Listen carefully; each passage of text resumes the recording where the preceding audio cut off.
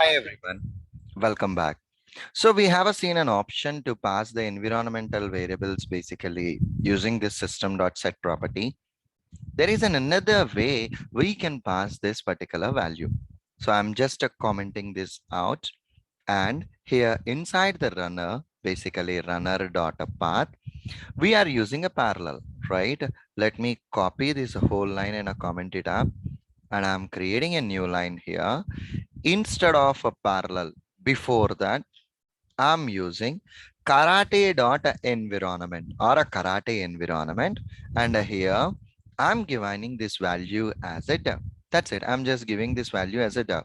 So it means runner.path dot karate dot env. This path we are going to specify the feature file path location basically, and karate.env is the environmental variable that we are passing additionally here.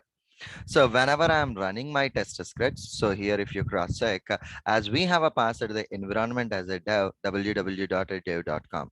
And now here I'm changing this env to e2e, and let me try to run the script and cross check whether the updated environment is being published or not, or is being retrieved or not. See here www.e2e.com. So it means that this is another way how exactly you can pass on your environment specific values. Cool. Done the deal, guys. Thank you.